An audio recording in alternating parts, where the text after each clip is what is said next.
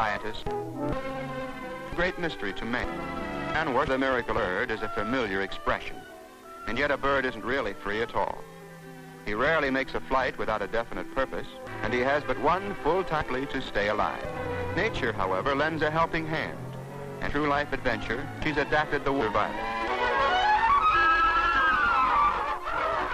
Many species of water birds are migratory, like these gannets, who each year migrate island. 18 hours of daylight permit intensive fishing.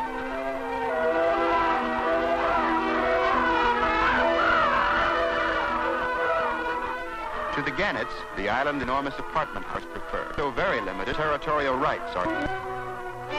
Fishing for constantly leaving and returning to the island. To make a landing in these crowded areas, the webbed feet as well as the wings combine for maximum braking efficiency.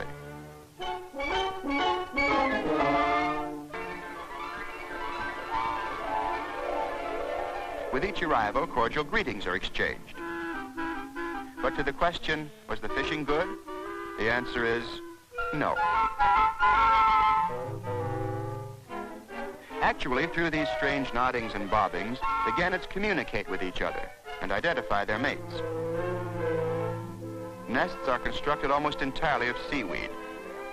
But there's such a shortage of even this material that the gannets often steal each other's nests when they're left unguarded. This particular thief was caught in the act, which naturally leads to some embarrassment.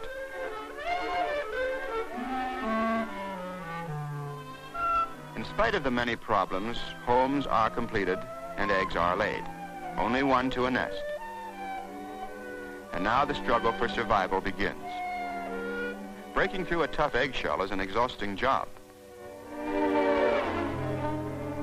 The youngsters develop rapidly, and in a few weeks, here he is in his first new suit. Keeping young appetites satisfied is a tremendous task. When 3 months old, the young outweigh their parents. This youngster doesn't know it, but he'll soon have his last free meal. Then for 10 days, he'll live on his reserve fat while he's learning to swim, fly, and most important of all, to fish.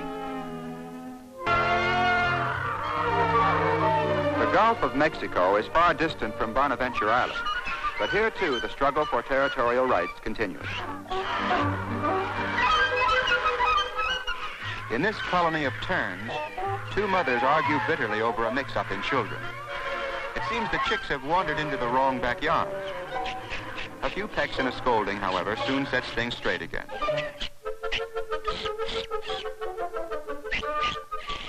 As an inducement to stay home and behave, one mother offers her youngster a tasty surprise.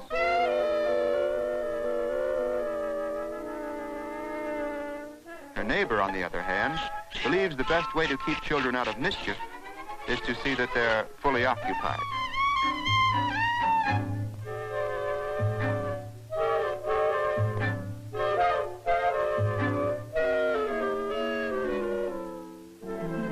This is a mated pair of fairy terns. To escape the nesting competition on the ground, this species long ago took to the bushes.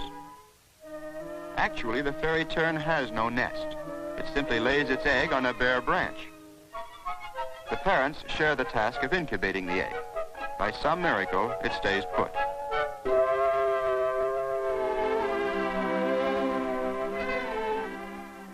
Even more amazing is the tiny chick, who stays glued to his perilous perch until he's old enough to fly.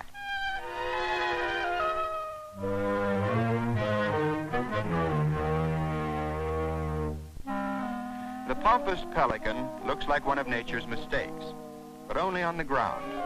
In the air, he's a masterpiece of functional design and a fisherman without equal.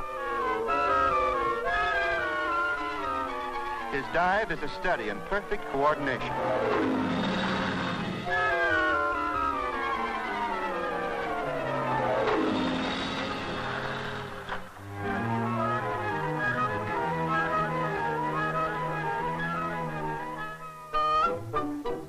At lunchtime, the pelican's pouch serves as a bowl for fish chowder.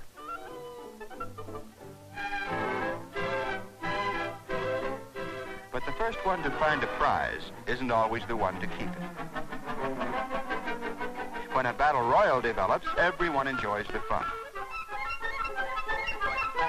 all except Gloomy Gus, who looks down his nose at the whole affair.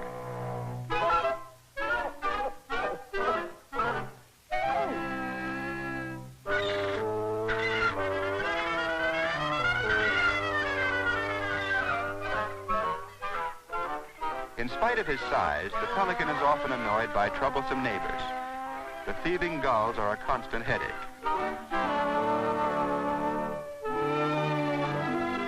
White pelicans prefer the shores and islands of inland lakes.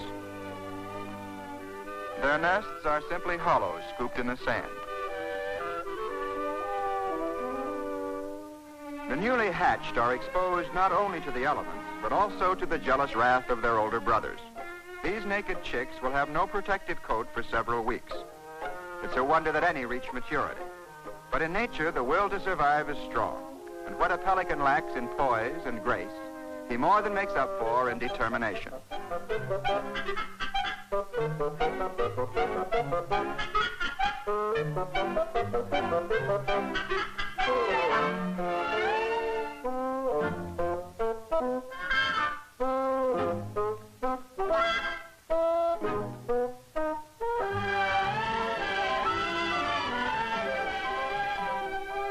The young are independent and adventuresome, which creates a problem in a crowded community. The parents are constantly resorting and reshuffling the children. Each parent knows its own, and a trespasser is soon put in his place.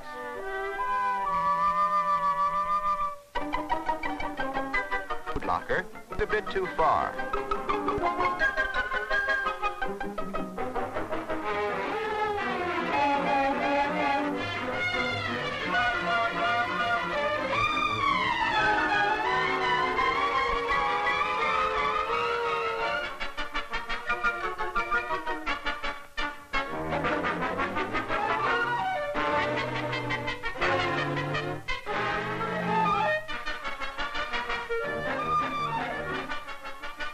Whatever he found down there certainly packs a wallet.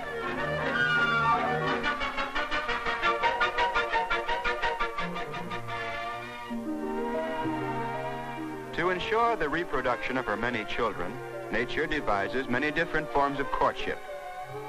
The male wood duck, for instance, in dazzling plumage, need only sit quietly to decoy his mate.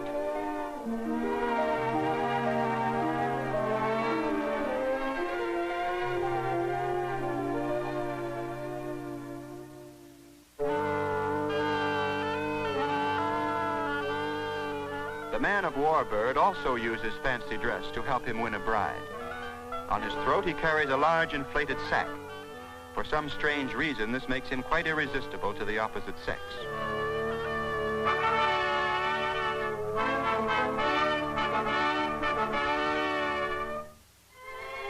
When the family arrives and father becomes thoroughly domesticated, his ego is completely deflated.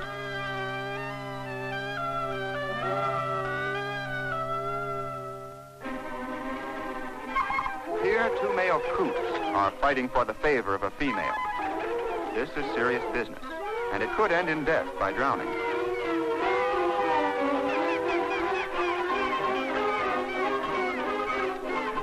The heartless female doesn't care who wins the grim struggle.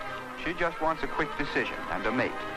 In fact, she's in such a hurry she leaves before the fighting is over to gather nesting material.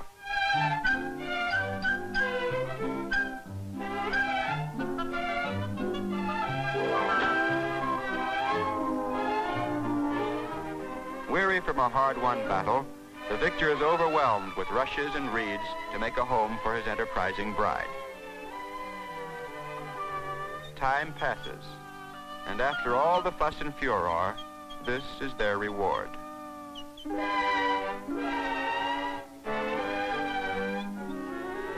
With the snowy egrets, the competition of courtship sometimes inspires strange antics.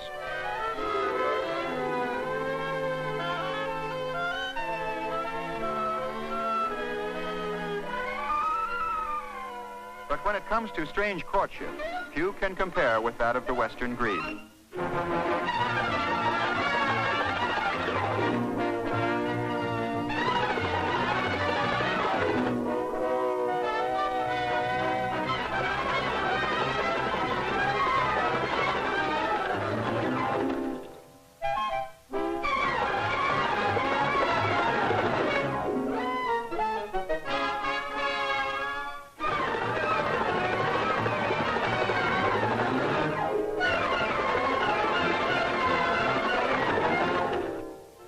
peculiar ritual includes the gathering of moss for nest building.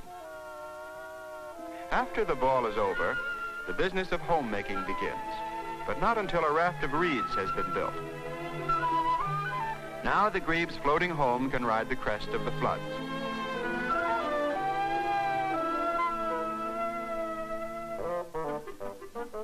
For the pin-tailed ducks, it's bottoms up, and that means it's mealtime.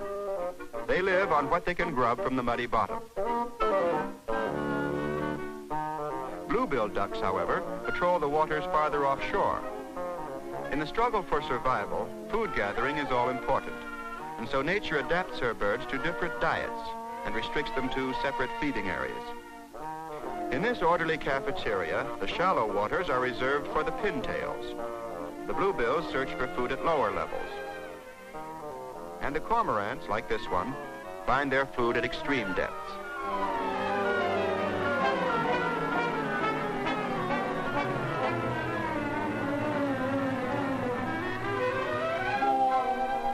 If the bluebills discover something special, the good news travels fast.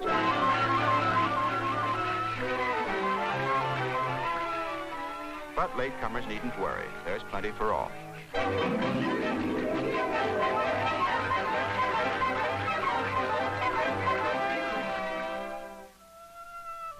The purple gallinule finds its food among the water lilies, and these oversized feet supply balance and support for walking on the pads.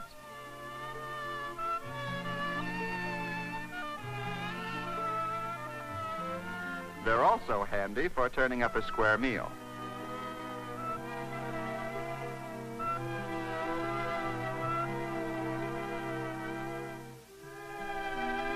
To meet the competitive problem of survival, nature has adapted beaks and bodies in many strange and interesting ways. These wading birds find a pair of long legs very useful, and a long, sharp beak for spearing fish is just as necessary.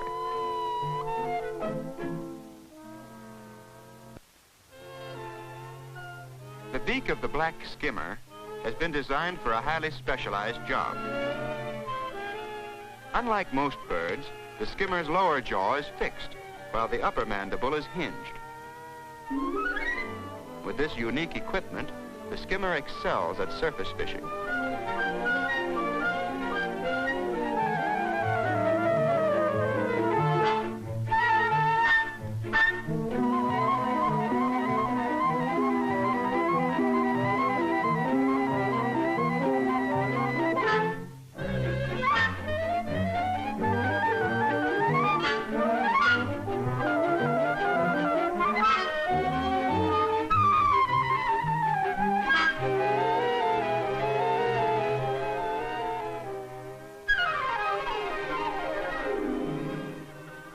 The spoonbill is another example of nature's specialized design. He feeds in waters patrolled by other wading birds, and yet he doesn't live on fish. His food consists of minute forms of sea life, which he must consume in great quantities. The broad, flat bill contains strainers, which separate the food from the water. His bill also comes in handy at nest building time.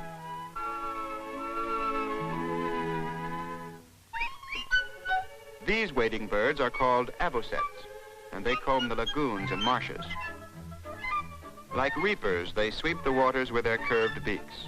In this case, their food is mosquito larvae.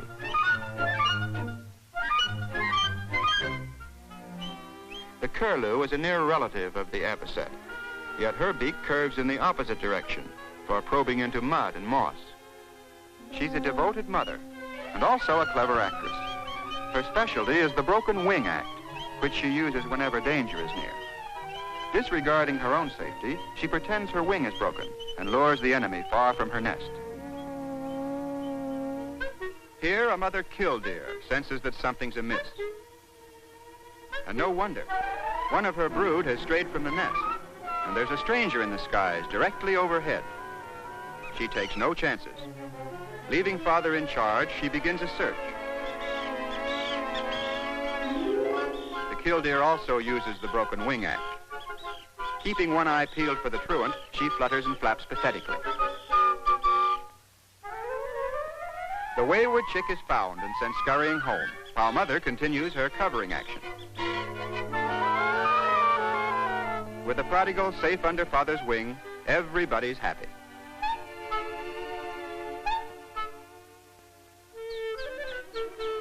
Among plovers, nests are abandoned early, and from then on, home is where Mother is.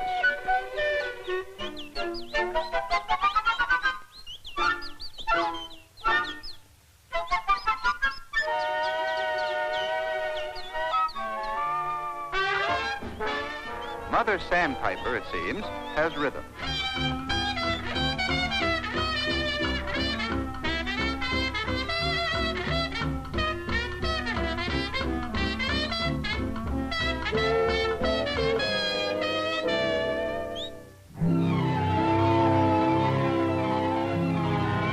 High among the snow-fed mountain streams lives the water ouzel, sometimes called the dipper.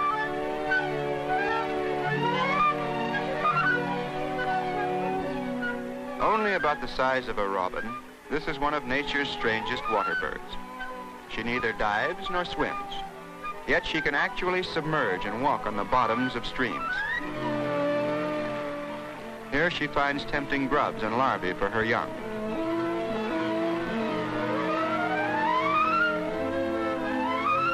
The water ouzel makes its home beside the rushing waters, a place secure for most of its enemies.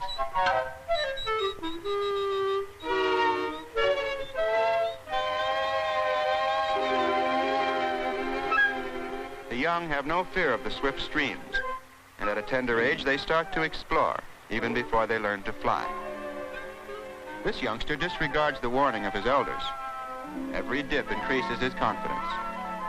Suddenly, the current catches him.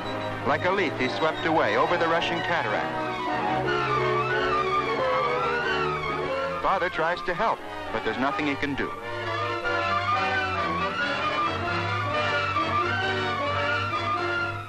There's a happy ending, though, for by lucky chance, the adventurer was swept to safety.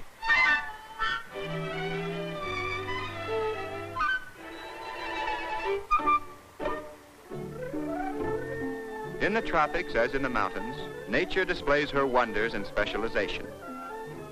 Because the flamingo feeds with its head upside down, the lower jaw has developed into a massive pincer.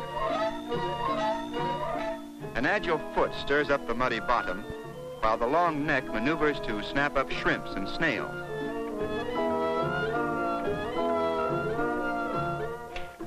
When it comes to an argument, that pliable neck can drive a point home. And at siesta time, there's always a place to rest a weary head. The flamingo is a skilled architect and uses its beak to shape a tall nest of mud.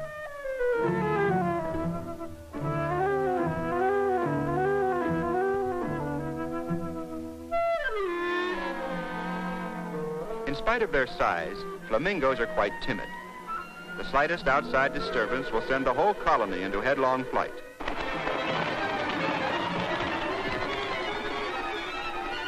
Awkward and grotesque on the ground, in the air they're a picture of grace.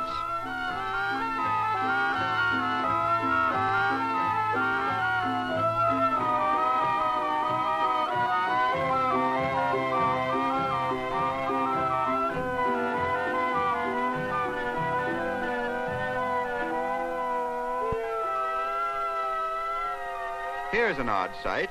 Looks like a cloud of birds against the blue sky. As a matter of fact, they are birds, but they're nesting on a small atoll in the Pacific. These are the black-footed albatross, or goonies as they're sometimes called. And this is a mated pair.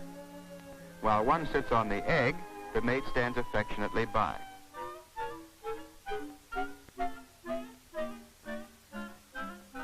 In other climates, eggs are carefully protected from the cold. But here in the tropics, they must be shielded from the hot rays of the sun, so the parents provide the necessary shade. To accomplish this, however, the goonie must fit the egg into a feathered pouch beneath its breast.